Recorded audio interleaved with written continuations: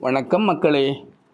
நம்ம யாருக்கிட்ட கோபத்தை காட்டினா பயந்து நடுங்குவாங்களோ அவங்கக்கிட்ட கோபத்தை காட்டாமல் இருக்கிறது தான் நல்லது. நம்ம கோபம் செல்லாத இடத்துல அதை காட்டினாலும் காட்டலைனாலும் ரொம்ப வேறுபாடெல்லாம் இல்லை.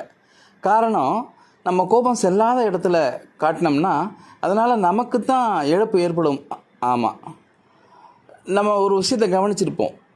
யார் தங்கக்கிட்ட வேலை செய்கிறவங்கள்ட்ட அதிகமான கோபத்தை காட்டுறாங்களோ அவங்க தனக்கு மேலே உள்ளவங்கள்ட்ட அதிகமாக குழையிறவங்களாக இருப்பாங்க. உடம்பை வில்லா வளைச்சி இப்படி கை கட்டி வாய் பொத்தி மேலதிகாரிகள்கிட்ட நடக்கிறவங்க தான் தன்னோட கையாலாகாத தனத்தை தனக்கு கீழே வேலை செய்கிறவங்கள்ட்ட காட்டுவாங்க. அதுவும் எப்படி கோபத்தை வெளிப்படுத்துவாங்க தெரியுமா?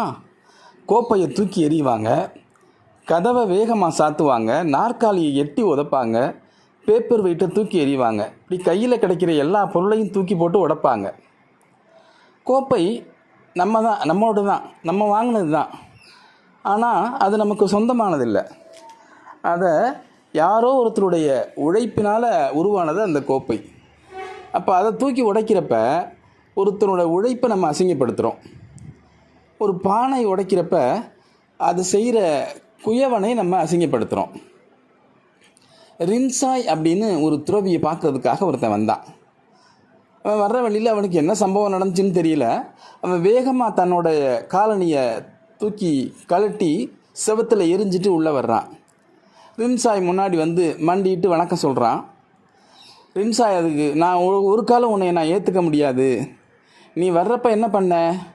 அந்த கதவை வேகமாக தள்ளிட்டு உன்னுடைய காலணியை தூக்கி எரிஞ்சிட்டு வந்த. முதல்ல உன்னோட காலனிக்கிட்டையும் அந்த கதவுக்கிட்டையும் போய் நீ மன்னிப்பு கேட்டுட்டு வா, அப்புறமா நான் உன்னை அனுமதிக்கிறேன் அப்படின்னு சொன்னார். வந்தவனுக்கு ரொம்ப ஆச்சரியமாக இருக்குது. என்னடா இவர் ஒரு பெரிய துறவி, பகுத்தறிவுக்கு சம்மந்தமில்லாத வேலையெல்லாம் நம்மளை செய்ய சொல்கிறாரு. அந்த காலனிக்கிட்டையும் கதவுக்கிட்டையும் மன்னிப்பு நான் ஏன் கேட்கணும்? முதல்ல அதுகளுக்கு என்ன உயிராக இருக்குது? நான் மன்னிப்பு கேட்குறதுனால அது புரிஞ்சுக்க போகுதா? இது என்ன பெரிய வேடிக்கையாக இருக்கே அப்படின்னு அவன் எதிர்கேள்வி கேட்குறான். ஆமாப்பா, அந்த ரின்சாய் சொல்கிறாரு உண்மைதான், அதுக்கெல்லாம் உயிர் இல்லை தான், அதெல்லாம் ஜடப்பொருள் தான். ஆனால் நீ உன்னோட கோபத்தை அந்த உயிர் இல்லாத ஜடப்பொருள்கிட்ட தான் நான் காட்டினேன், அதுக்கிட்ட தானே நீ உதறி எரிஞ்சிட்டு வந்த.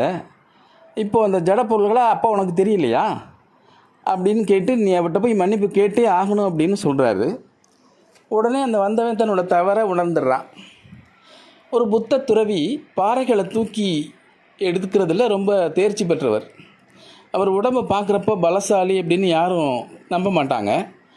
ஆனால் ஒவ்வொரு தடவை அவர் பாறையை தூக்கும் போதும் அந்த பாறையோட காதுகள்கிட்ட போய் உதட்ட வச்சு, நான் உன்னை தூக்க போகிறேன், சற்று எனக்கு ஒத்தாசை பண்ணு அப்படின்னு அவர் சொல்லிவிட்டு அந்த பாறைகளை தூக்குவாராம். அப்படி தூக்குறப்ப அந்த பாறை கனமிழந்து அப்படி பஞ்சு போல் ஆயிருமா.